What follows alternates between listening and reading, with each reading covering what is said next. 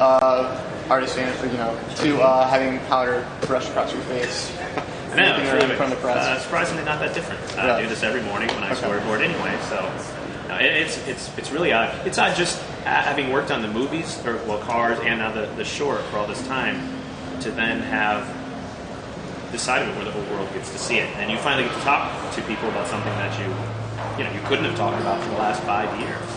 It's great. It's great to hear people's responses and to just see it out in the world.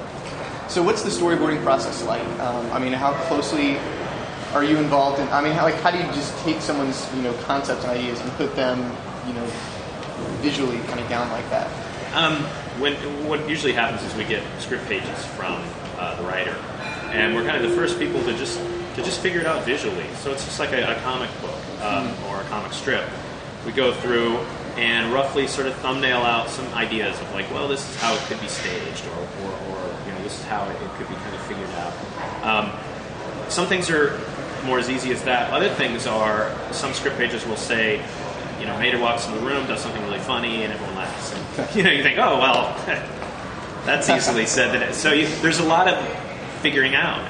Writing. There's sometimes where you really have to try stuff, and you don't know how it's going to go over because you may be pitching it to the director for the first time, and it might go over terribly, and it might go over well. So there's a lot of performing.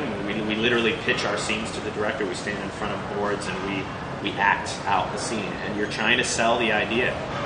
So there's a lot of performance to it. Does having that sort of background in pre-visualization help you as a director? Well, I felt like it helped me in the early stages, definitely, because the area I felt comfortable in was story and developing the characters and writing and that, and yeah, the pre-visualization. However, I felt like as it got sort of further into the process, my comfort level gets a little, okay. Animation too, I feel like that's still very similar to storyboarding, but as you get into lighting and all these other departments that honestly I didn't know much about at all, and I would go into the meetings and kind of have explained to me how this works, and the process is it's unusual. You look at things in such different states, and if you're not familiar with what you're even supposed to be commenting on, then you might feel like, I think Mater should be brown, and they're like, well, we haven't gotten to that part yet. They're thinking, come on, man. But what was great was having John there the whole way. What better teacher and guide to kind of explain to you, no, this is how it works, this is how you look at it, this is how you comment on it, was valuable. It's like having a one-on-one class with John. It was pretty much a dream of mine. So, where did the story come from? The story came from, we went on Route 66 originally, about a group of 9 story artists and myself. We went along the road for the film just to get an idea of the characters and the people that are there and just the stories that are there.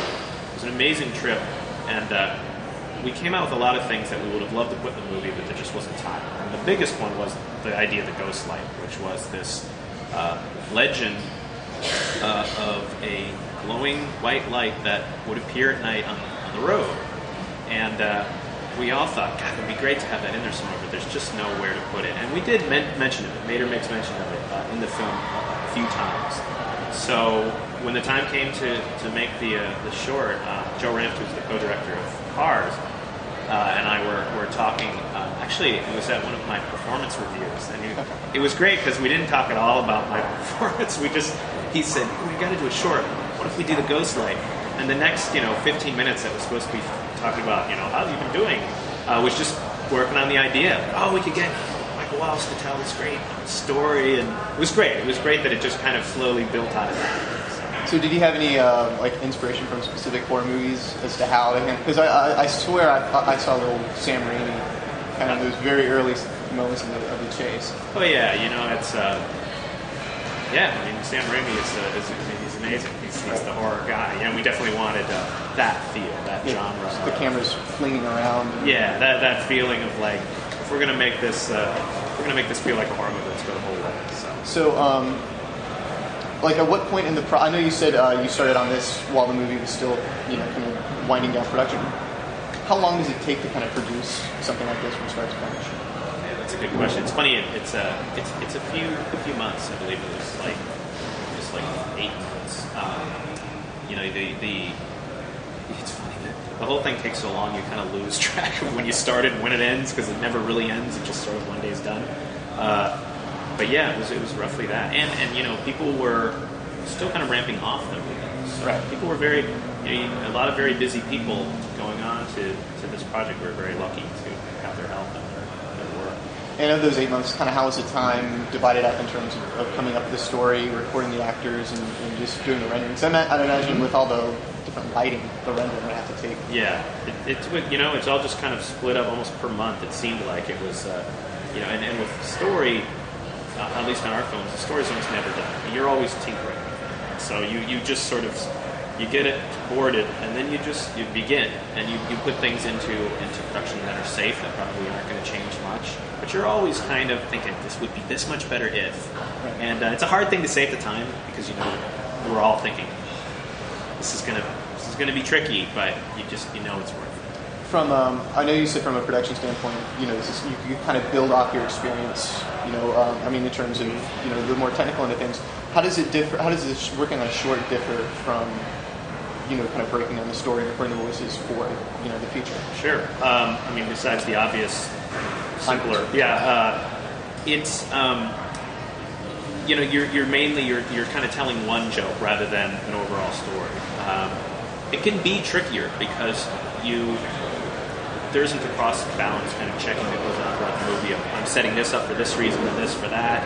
It's more of a one-note joke, and it can be more freeing in that regard, but it can also be a little trickier. And again, it's just such a fast-paced schedule too.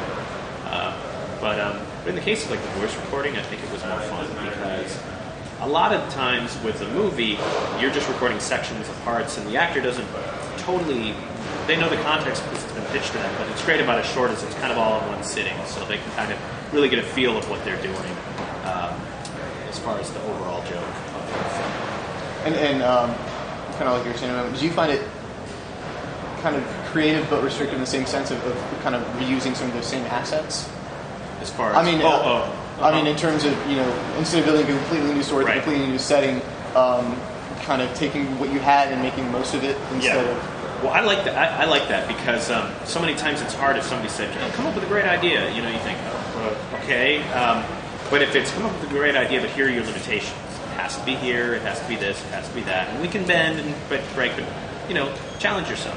And I think it gets you started faster. Like, okay, I know my setting. I know who I want to be in it. I know that character.